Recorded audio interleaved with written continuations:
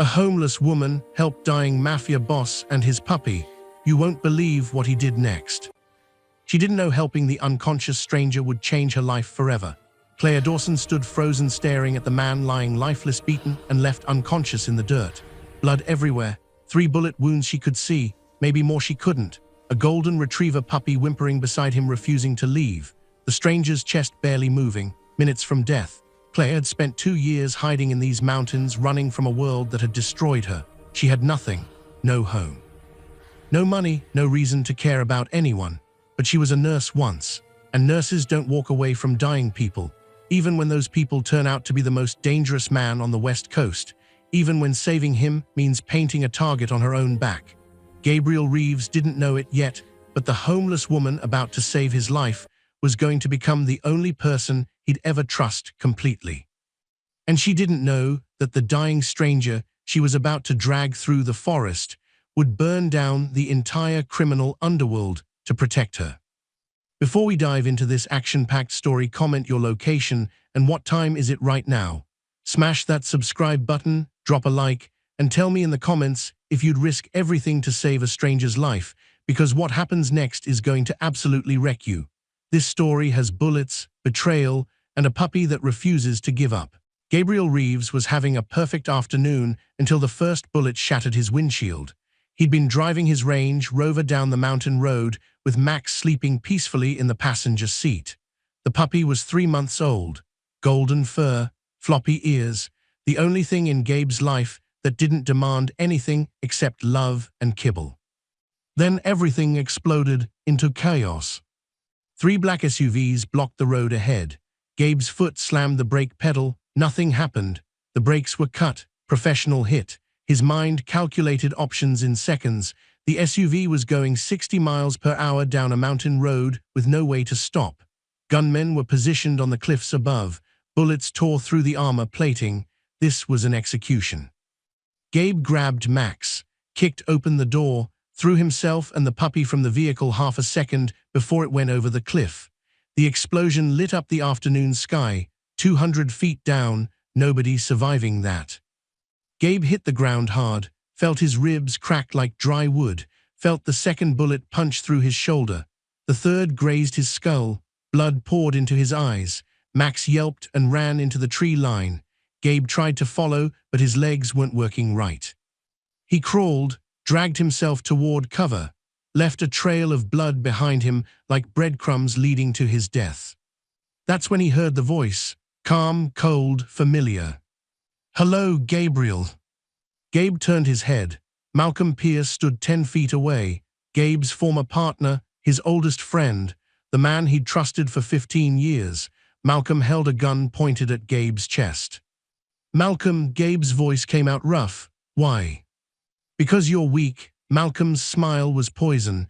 "You started going soft, talking about going legitimate, about getting out. I can't let you destroy what we built. We built it together. And now I'm taking it alone." Malcolm fired twice. Both bullets hit Gabe's back. The pain was white-hot and absolute.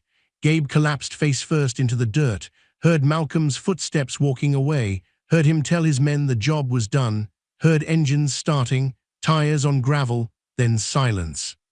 Gabe tried to move, couldn't, tried to breathe, barely could. His vision was fading, blood pooling beneath him.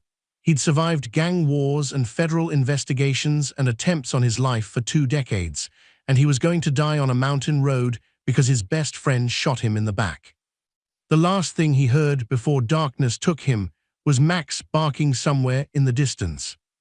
Claire Dawson was chopping wood behind her cabin when the puppy appeared. She saw the blood first, covering the dog's paws, matted in golden fur.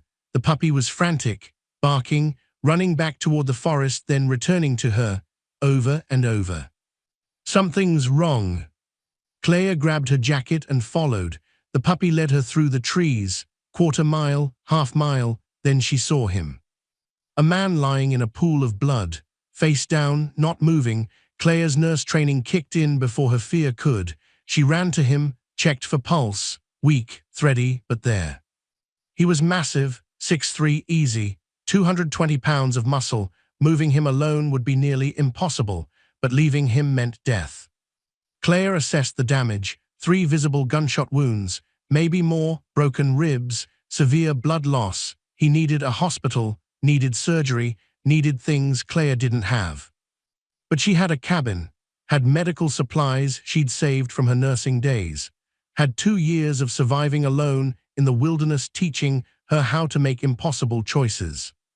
She grabbed him under the arms, started dragging. He was dead weight, every foot was agony, her shoulders screamed, her back threatened to give out, but she didn't stop. 30 minutes later, she got him inside, onto the makeshift bed. The puppy never left his side. Claire cut away his shirt. The wounds were worse than she'd thought. Professional hits, meant to kill. She boiled water, sterilized her tools, a kitchen knife, tweezers, thread for stitching. No anesthesia. If he woke up during this, the pain would be unbearable, but he didn't wake up. His body was too deep in shock. Claire extracted the first bullet from his shoulder, then the second from his back. The third had only grazed him. Lucky, she cleaned the wounds, stitched him closed, bandaged everything she could reach. By the time she finished, the sun was setting. She was covered in his blood, exhausted, shaking from adrenaline crash. The stranger's breathing had stabilized, still critical, still might die, but alive for now. The puppy curled against him, whimpering softly. Claire sat back against the wall, looked at the unconscious man who'd almost died in her forest, wondered who he was, why someone had tried to kill him, whether she just saved a good man or a monster. She didn't know that Gabriel Reeves controlled half the criminal operations on the West Coast, didn't know he was worth hundreds of millions, didn't know that saving him would make her a target for every enemy he'd ever made. All she knew was someone needed help, and she'd given it. 2 years ago, Claire had been a successful nurse, married, happy.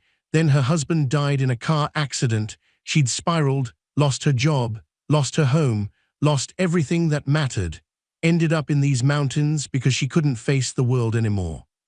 She'd been hiding ever since, from life, from people, from herself. But tonight she'd stopped hiding long enough to save a life, and that choice was about to drag her back into a world more dangerous than anything she'd run from. 3 days passed. The stranger didn't wake. Claire monitored his vitals, changed his bandages, forced water down his throat when he was conscious enough to swallow. The puppy stayed glued to his side, refused to eat unless Claire hand-fed him. She named the dog Max because he needed a name, and the stranger couldn't tell her otherwise. On the 4th morning, Claire was checking the stranger's wounds when his hand shot out, grabbed her throat, slammed her against the wall. His eyes were open, wild, dangerous, seeing her as threat. Max started barking, frantic, desperate. The stranger's eyes found the puppy. Something shifted. Recognition. He released Claire immediately, looked around confused. "Who are you?" His voice was rough from disuse. "Where am I?" Claire rubbed her throat. "You're in my cabin. I found you dying in the forest 4 days ago. I'm a nurse. I saved your life." "Why?" The question threw her. "Because you were dying, that's enough." The stranger studied her, really looked at her, saw the thin frame, the worn clothes, the cabin with barely any furniture, no running water, no electricity. "You're homeless." "I prefer off-grid." Claire crossed her arms. "And you're welcome, by the way." "For what?" "Saving your life, pulling 3 bullets out of you, keeping you alive for 4 days." The stranger tried to sit up, failed, collapsed back with a grunt of pain. "How bad?" 3 gunshot wounds, broken ribs. You lost a lot of blood. You shouldn't even be alive." "But I am." He looked at her again. "Because of you." Claire shrugged. "I'm a nurse. It's what I do, used to do." "What's your name?" "Claire Dawson. Yours?" The stranger hesitated, like he was deciding whether to trust her. Finally, "Gabriel Reeves. People call me Gabe." Claire didn't recognize the name. She'd been off-grid for 2 years. No news, no internet, no connection to the outside world. "What happened to you, Gabe?" "Someone I trusted tried to kill me." His jaw tightened, "Shot me, left me for dead." Looks like they failed. Yeah, Gabe's eyes went to Max, who'd finally stopped barking and was now licking his hand, because a homeless woman and a puppy decided I was worth saving. Are you worth saving? Gabe met her eyes. Most people would say no. Good thing I'm not most people. Something like respect flickered across his face. No, you're definitely not. 3 more days passed. Gabe got stronger, started moving around the cabin, noticed things, how little food Clea had, how she gave most of it to him and Max, how she was starving herself to keep them alive. One morning he confronted her. You're not eating. I'm fine. You're not fine. You're skin and bones. When's the last time you had a real meal? Clea looked away. Doesn't matter. It matters to me. Why, we're strangers. Gabe's voice was quiet. You saved my life when you had every reason to walk away. That makes you more than a stranger. Clea felt something crack inside her chest. She'd been alone so long, forgotten what it felt like to have someone care. I need to get to a phone, Gabe said. My people think I'm dead. I need to let them know I'm alive. Nearest town is 10 miles, Clea said. Can you walk that far? Gabe tested his legs, winced but stayed upright. I'll manage. They left at dawn, Clea, Gabe limping beside her, Max trotting between them. The hike took 4 hours. By the time they reached town, Gabe was pale and sweating but still standing. He used a payphone, called a number from memory. The voice that answered sounded broken. Owen Hayes, Gabe's second in command for 15 years. Boss, Owen's voice cracked. You're dead. We buried an empty coffin yesterday. I'm very much alive, Owen. Where's Malcolm? Took over everything. Claimed you made him your successor before you died. He's running the whole operation now. Gabe's expression went cold. I'm coming back, but keep this quiet. Nobody knows I'm alive except you. What do you need, boss? Everything: money, clothes, medical supplies, weapons. I'll send you coordinates. Be there tomorrow night.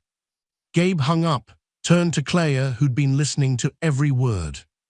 In 24 hours, my life comes back, and it's going to be very dangerous. Clea looked at him, at this stranger she'd saved, this man who talked about weapons and operations and taking back power. She should be terrified, should run. Instead, she said, I've lived alone in the mountains for 2 years. I can handle dangerous. Gabe studied her, then nodded. Okay, but you need to understand something, Clea. The men who tried to kill me will come back if they find out I'm alive, and when they do, they'll kill anyone who helped me. Clea felt ice in her stomach. So what are you saying? I'm saying you saved my life. Now let me save yours. Owen arrived exactly 24 hours later with 3 SUVs full of supplies and 10 armed men. He stepped out, and the moment he saw Gabe alive, his composure shattered. He grabbed Gabe in a bear hug that made Gabe wince from his healing ribs. Boss, I thought you were gone. Owen pulled back, his eyes wet. Malcolm had us convinced, showed us the wreckage, your blood on the road. We buried an empty casket. Malcolm's thorough, I'll give him that. Gabe's voice was ice. Where is he now? Your penthouse, your office, your chair. Owen's jaw tightened, acting like he built everything himself. Half your men switched loyalty, the other half are waiting for a sign. They're about to get one. Gabe turned to Clea, standing behind him with Max. But first, introductions. Owen, this is Clea Dawson. She pulled 3 bullets out of me and kept me breathing for a week. She's under my protection now. Owen looked at Clea, really looked, and his expression shifted to concern. Boss, she's a civilian. If Malcolm finds out she helped you, he'll kill her, I know. Gabe's voice was steel. That's why she's coming with us. I didn't agree to that. Clea stepped forward. I saved your life, Gabe. I didn't sign up for witness protection. You signed up the moment you didn't let me bleed out. Gabe met her eyes. Malcolm's men will search these mountains. They'll find your cabin. They'll find evidence someone patched me up. And they'll hunt you down to tie up loose ends. Clea felt the truth of it sink in. She looked at the cabin that had been her hiding place for 2 years, at the life she'd built from nothing.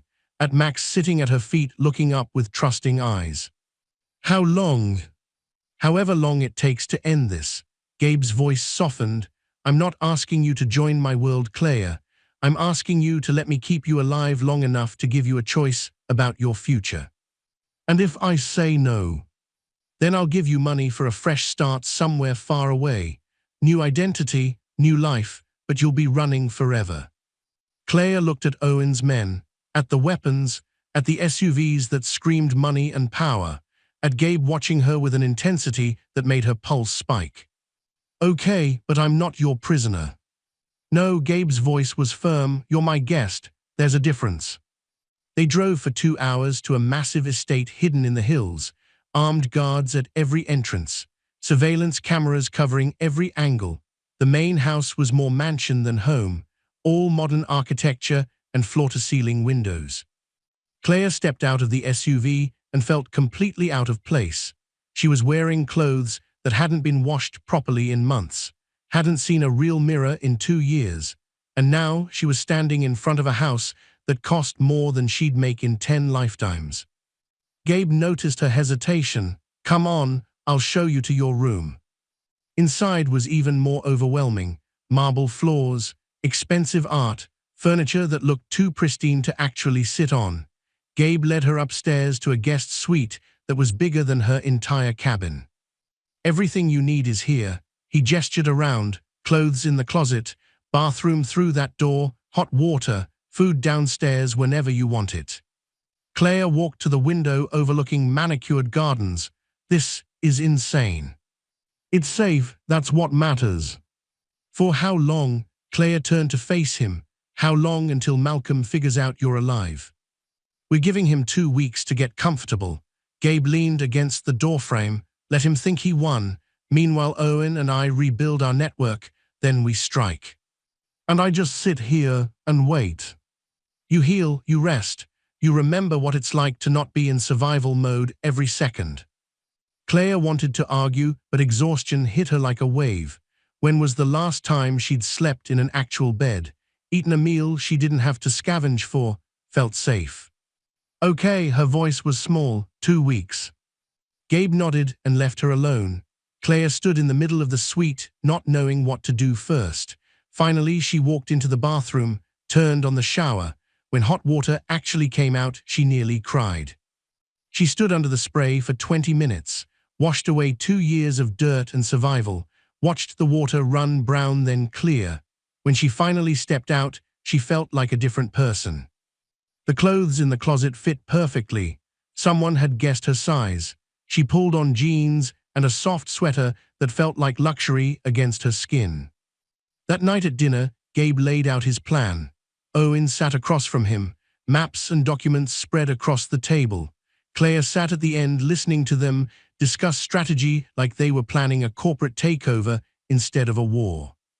Malcolm has 200 men, Owen said. We have 50 loyal, maybe 70 if we're lucky. Then we don't fight fair. Gabe's finger traced locations on the map. We hit his money first. His offshore accounts, his legitimate businesses make him desperate. He'll retaliate hard. Let him, every move he makes shows us where his weaknesses are. Claire listened and understood this was real, not metaphorical war, actual violence, actual death. These men were planning to kill people, and they were doing it over dinner like it was normal. After the meal, Owen left to make calls. Gabe found Claire on the terrace with Max at her feet. You can still walk away, he said quietly. I'll give you enough money to disappear, new identity, fresh start anywhere you want. And go where? Claire didn't look at him. I spent 2 years hiding from the world. I'm done running. This isn't running, this is survival. No, Claire met his eyes. Survival is what I did in that cabin. This is living, finally having a choice about my future instead of just reacting to what life throws at me. Even if that choice is dangerous. Especially if it's dangerous. Claire's voice was firm. I've played it safe. I've hidden. I've given up. And where did it get me? Alone in the mountains eating scraps and pretending I was okay. At least here I'm choosing to stand for something. Gabe studied her. You're not what I expected. What did you expect? Someone who'd be terrified of me, of this world. I've seen you dying and helpless. Claire smiled slightly, hard to be scared after that.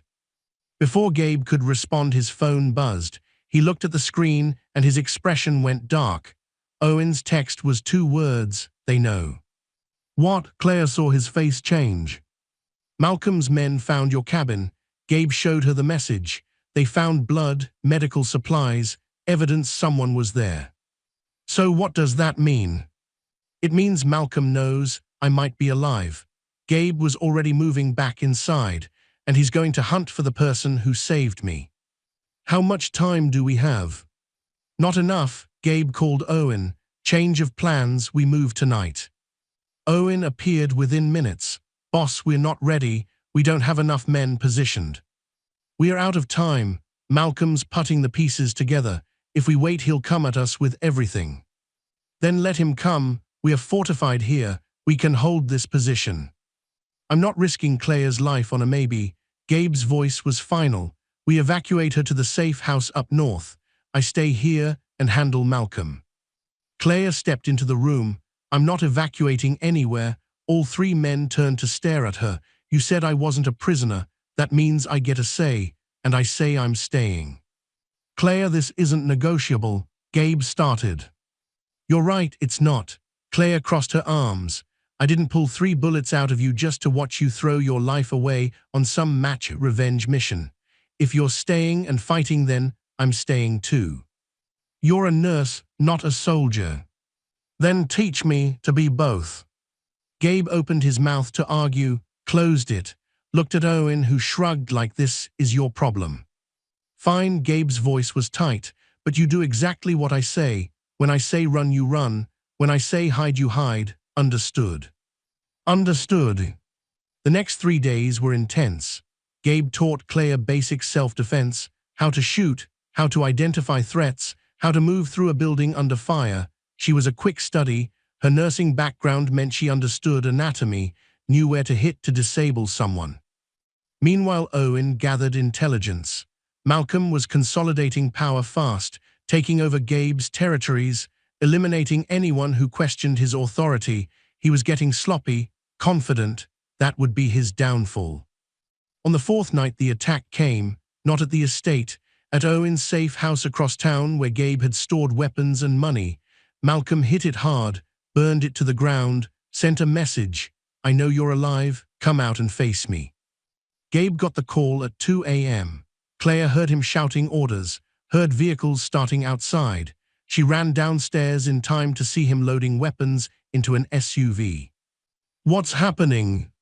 Malcolm just declared war. Gabe didn't look at her. Stay here, full security detail, don't open the door for anyone. Where are you going? To end this. Claire grabbed his arm. Don't do this alone, that's what he wants. He wants you angry and reckless. I'm always angry. Gabe's eyes were cold, but I'm never reckless. He left. Claire stood in the driveway watching taillights disappear. Max whined beside her. She looked down at the puppy. Your daddy's going to get himself killed, she said, and we're going to have to save him again. Inside, she found the secure phone Gabe had given her, called Owen. Where is he going? Malcolm's main office, downtown. Owen's voice was tense. He's walking into a trap, Claire. Then we need to spring it first. Claire's voice was steady. How many men do we have? 40, maybe less. Owen sounded surprised. She was asking, why? Because Gabe's about to do something stupid and brave, and we're going to make sure he survives it. An hour later, Claire was in body armor that didn't fit right, holding a gun she'd barely learned to shoot. Owen had tried to talk her out of coming. She'd refused. Max was in the SUV beside her because the puppy refused to be left behind. They parked 2 blocks from Malcolm's building. Owen's men spread out, taking positions. Claire stayed in the vehicle like Gabe had ordered, watched through the windshield as Owen's team moved in. Then she saw it, movement on the roof. Snipers Malcolm had positioned.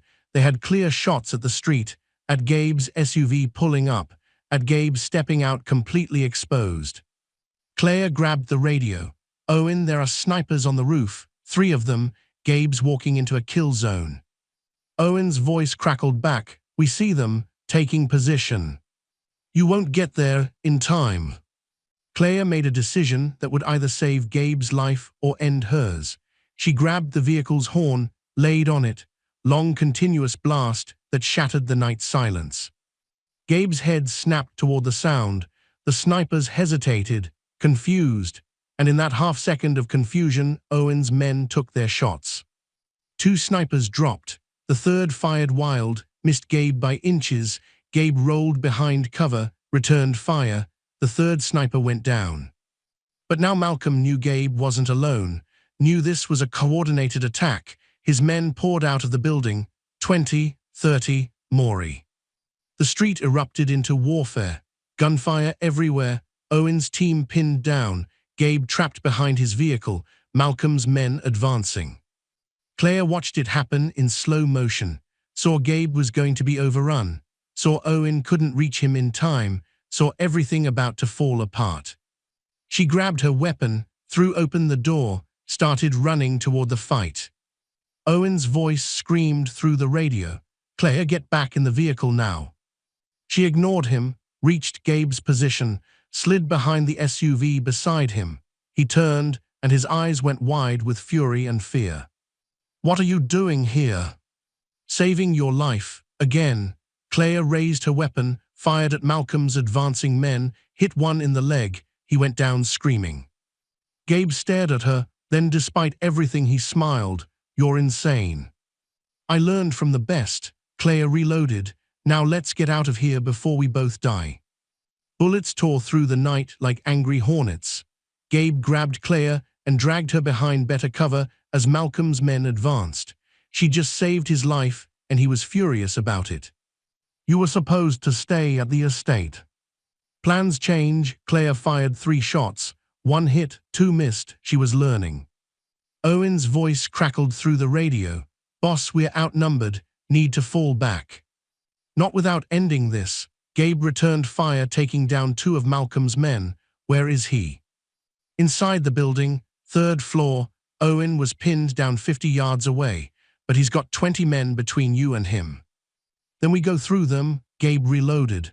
"Claire, stay here, cover our exit." "No." Claire's voice was steel. "You're not going in there alone." "I'm not asking your permission." "Good, because I'm not asking for yours either." Claire grabbed a spare magazine from his vest. "You taught me to shoot, now let me use it." Gabe looked at her, this homeless woman who'd saved his life, who'd refused to hide, who was now in a firefight defending him like she'd been doing it her whole life. Something shifted in his eyes. "Fine, but you stay behind me. You do exactly what I say, and if I tell you to run, you run. Deal." "Deal." They moved. Gabe led. Claire followed. Owen's team provided covering fire. They reached the building entrance. Bodies already littered the lobby, Malcolm's men and Owen's. The cost of this war was piling up in blood. Gabe kicked through the stairwell door, started climbing. Claire right behind him. Max had somehow followed them inside, barking at threats they couldn't see yet. 3rd floor landing. Gabe held up his fist. Claire stopped. He peered around the corner. 4 guards outside Malcolm's office, professional, alert, armed with automatic weapons. "This is suicide," Claire whispered. "Probably." Gabe pulled a flashbang from his vest. "But I didn't survive getting shot 5 times just to let Malcolm win." He threw the flashbang. The explosion was deafening, blinding. Gabe moved before the light faded, took down 2 guards with precise shots. The 3rd fired wild. Bullets sparked off the walls. Claire stepped around the corner and shot him twice. Center mass. He dropped. The 4th guard grabbed her, slammed her against the wall, gun to her head. Gabe froze. "Drop it, Reeves, or she dies." Gabe's weapon didn't waver. "You shoot her, you die half a second later." "Then we both die." Claire remembered what Gabe taught her. She slammed her head backward into the guard's nose, felt it break. He loosened his grip. She twisted. Gabe fired. The guard dropped. Claire stood there shaking. She just killed a man, 2 men. The adrenaline was crashing and reality was setting in. Gabe grabbed her shoulders. Look at me. You did what you had to do. You survived. That's what matters. I killed people. They would have killed you. Gabe's voice was firm. And they would have killed me. You saved us both. Before Claire could respond, the office door opened. Malcolm Pierce stepped out, gun drawn, smile on his face. Gabriel, you're harder to kill than I thought. Malcolm, Gabe's weapon tracked him. This ends tonight.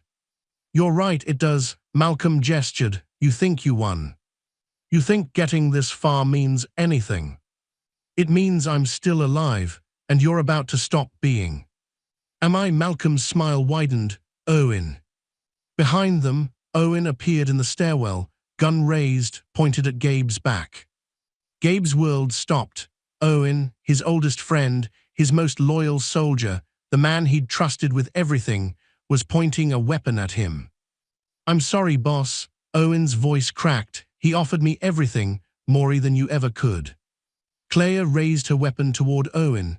Gabe put his hand on her arm, pushed it down. Don't, he said quietly. He's already made his choice. Smart man. Malcolm walked closer. I knew Owen was the key. He's been feeding me information for months. How do you think I knew you'd be on that mountain road? How I knew exactly when to strike? Gabe's jaw tightened. How much did he pay you, Owen?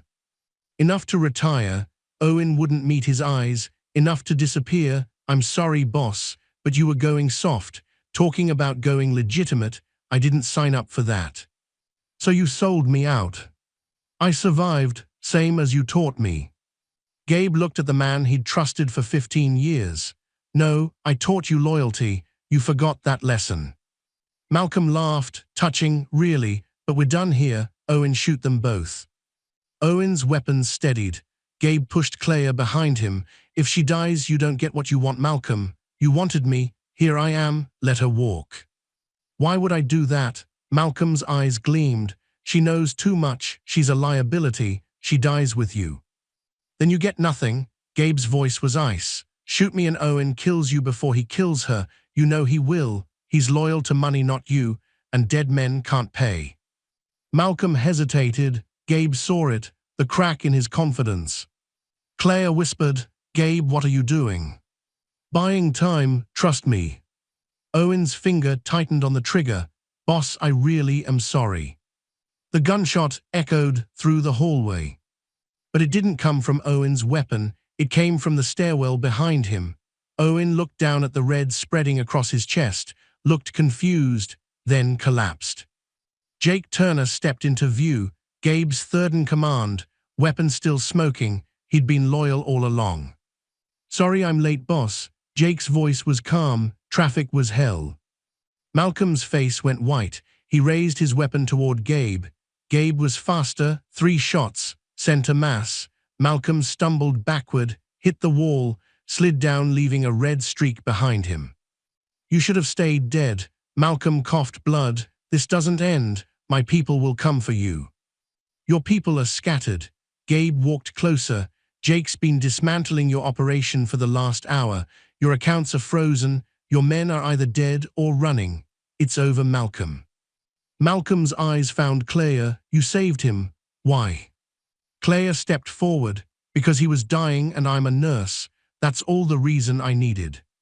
Malcolm laughed. It came out wet, gurgling. You don't know what he is, what he's done. I know he's the man who protected me, who taught me to be strong, who gave me a reason to stop hiding. Claire's voice didn't shake. That's enough. Malcolm's eyes went distant. His breathing stopped. He was dead. Gabe stood there looking at his former friend. 15 years of partnership ended in blood on a hallway floor. He felt nothing, just empty.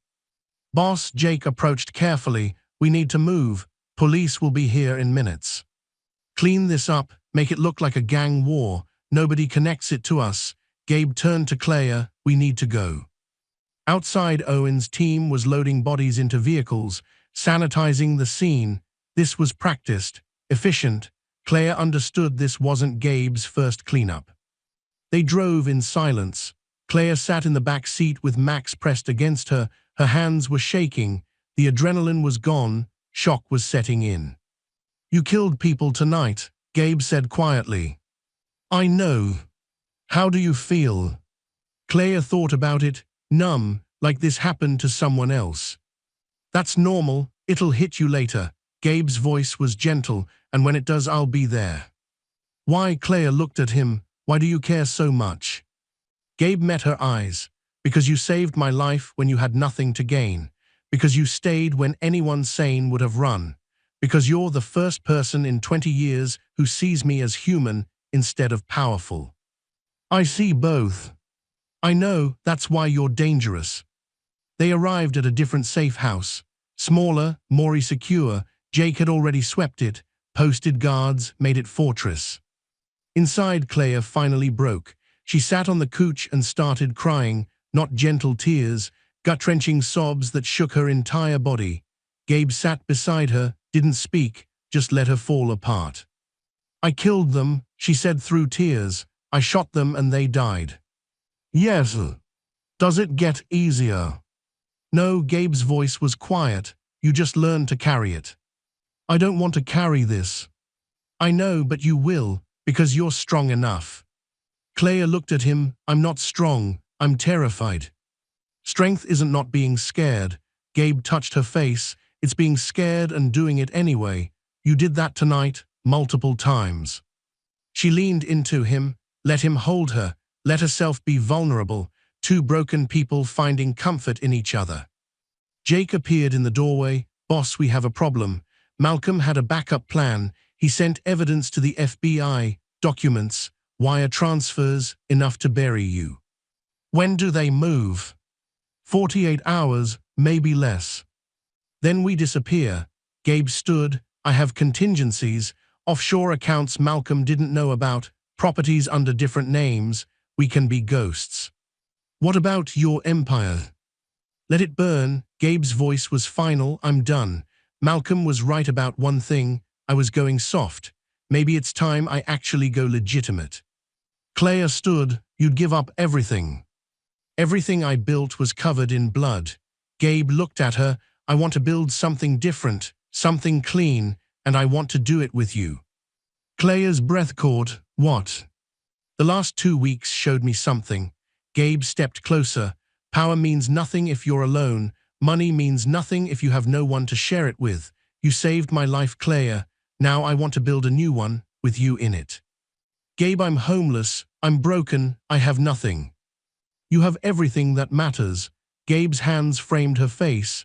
Courage, kindness, strength. That's more than I've had in 20 years. Before Claire could respond, Jake's phone buzzed. His face went pale. Boss, FBI's moving now. They're hitting all your properties. They're coming here. How long? 10 minutes. Gabe grabbed Claire's hand. Time to go. They ran out the back, into waiting vehicles. Jake drove like he was trying to outrun death. Behind them, sirens wailed. Helicopters appeared. The entire federal apparatus was hunting them. This is insane, Claire said. Welcome to my world. Gabe pulled out a phone, made one call. This is Reeves. Initiate Protocol Black, everything. What's Protocol Black? Claire asked. My exit strategy. Gabe looked at her. In 6 hours, Gabriel Reeves will be officially dead. The FBI will find a body. DNA match. Closed case. Whose body? Someone who won't be missed. Gabe's voice was cold. I've had this planned for years. And then what? Then we disappear. New names, new lives, new start. Together. If you'll have me. Claire looked at this man, this mafia boss who'd become vulnerable, this killer who'd shown her kindness, this stranger who'd become everything. Yes, she said, together. The SUV raced toward the airport, toward a private jet, toward freedom. Behind them, sirens faded. Ahead was uncertainty, but for the first time in 2 years, Claire wasn't running from something, she was running toward it. The private jet was in the air within 20 minutes. Claire watched the city disappear below them. The life she'd saved was officially dead. Gabriel Reeves no longer existed. The body in the burned safe house would match his DNA. The FBI would close the case. And the man sitting across from her sipping whiskey was now someone else entirely. Who are we now? Claire asked. Whoever we want to be. Gabe pulled out 2 passports. Canadian, perfect forgeries. Meet James Cooper and Sarah Cooper, married couple from Vancouver, clean histories, no criminal records. We are married now. On paper, Gabe handed her the passport, unless you want it to be real. Claire looked at him. Are you seriously proposing on a plane while running from the FBI? Worst timing, I know, but I've never been good at romance. Jake appeared from the cockpit. Boss, we have a problem. Malcolm's second-in-command survived. Luis Cortez. He's putting word out. $1 million bounty for information on your location. How does he even know I'm alive? He doesn't, but he's betting on it, and he's got resources. Malcolm left him everything. Gabe's jaw tightened. Where is he? Miami. Took over Malcolm's operations there. He's building an army. Then we end him before he finds us. Gabe stood. Change course. We're going to Miami. Boss, that's suicide. Jake protested. We should disappear like we planned. I'm not spending the rest of my life looking over my shoulder. Gabe's voice was steel. We finish this tonight. Claire grabbed his arm. Gabe, you're supposed to be dead. The whole point was to disappear. I'll disappear after Luis joins Malcolm. Gabe met her eyes. I'm not letting you live in fear, not after everything. Then I'm coming with you. Absolutely not. We are past that conversation. Claire's voice was firm. You're not doing this alone. Neither of us is. Gabe looked at her, at this woman who'd become his partner in every way that mattered. He nodded. Fine, but this is the last one. After Luis, we're done. We disappear for real. Deal. They landed in Miami at midnight. Jake had already called in favors. 5 loyal men waiting. Weapons, vehicles, intel on Luis's location. He was hosting a party at Malcolm's old estate, celebrating his rise to power. 50 guests, most of them criminals, heavy security. This is a fortress. Jake showed them surveillance photos, 20 guards, cameras everywhere, no way in without being seen. Then we don't sneak. Gabe loaded his weapon. We walk in the front door. Boss, that's the last thing they'll expect. Gabe cut him off. Luis thinks I'm dead. We use that, make him think he's seeing a ghost. Claire spoke up. What if I go in first? As a guest, I'm nobody. They don't know me. No, Gabe said immediately. Think about it. Claire ignored him. I walk in, blend with the crowd, get close to Luis. Then you make your entrance. While everyone's distracted, I take the shot. You're not an assassin, Claire. No, but I'm a nurse who saved your life and learned to shoot. That's enough. Gabe wanted to argue, but she was right. It was crazy enough to work. Fine, but you wear comms. First sign of trouble, you abort. 1 hour later, Claire walked into Luis Cortez's party wearing a dress Jake's contact had provided. She looked nothing like the homeless woman from 2 weeks ago. Hair styled, makeup perfect, confident stride. She fit right in with Miami's criminal elite. Luis was holding court by the pool, expensive suit, expensive watch, expensive smile that didn't reach his eyes. He was younger than Claire expected, maybe 35. Malcolm had clearly trusted him. Claire grabbed champagne from a passing waiter, moved closer. Luis's security swept past her without a glance. In position, she whispered into her earpiece hidden in her necklace. Gabe's voice came back. We are 2 minutes out. Get clear the second shooting starts. Roger that. Luis raised his glass to make a toast.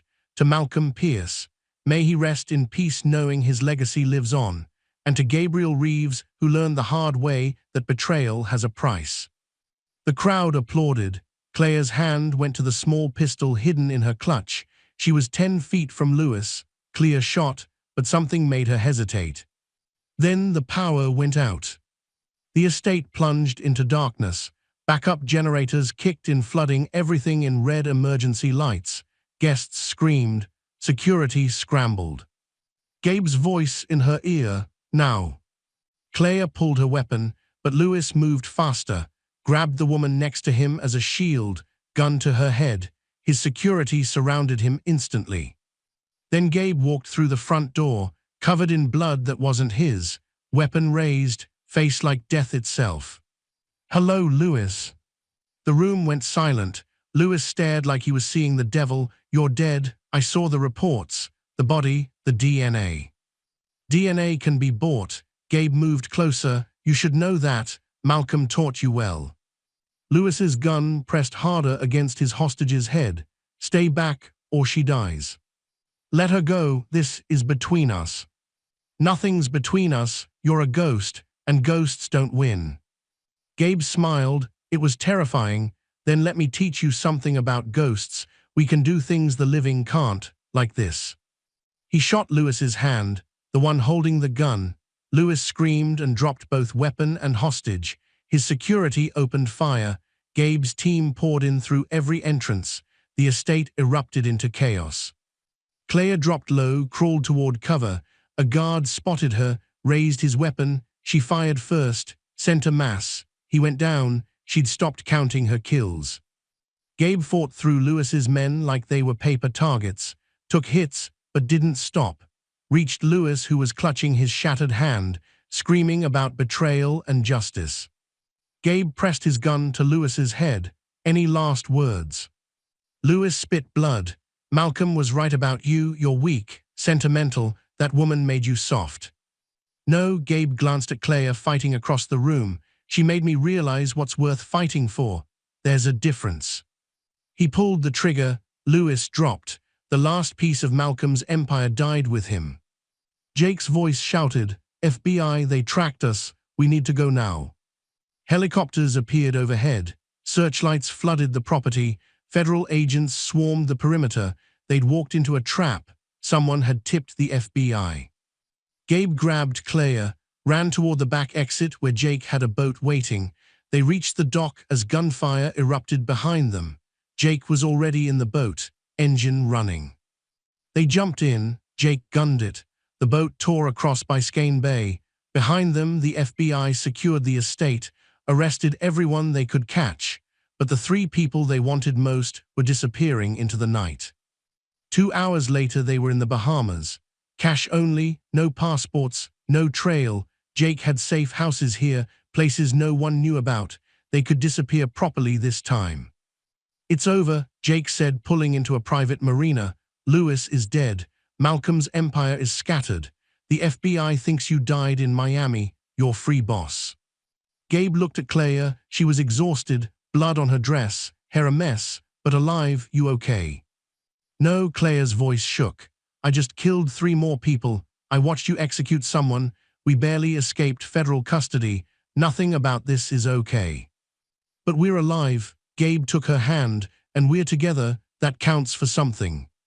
"Does it?" Claire met his eyes. "What are we, Gabe? What is this?" "I don't know," Gabe admitted. "I've never had this before. Someone who sees all of me, the monster and the man. Someone who saves me and lets me save them back." "I'm scared." "Me too." They sat in silence. 2 people who'd survived hell together, who'd killed for each other, who'd become something neither could name. Jake coughed. "I'll give you 2 some space." He left the boat, heading toward the safe house. Claire looked at the ocean, at the moon reflecting off black water, at the life she'd never imagined having. 2 weeks ago, I was homeless and dying alone in the mountains.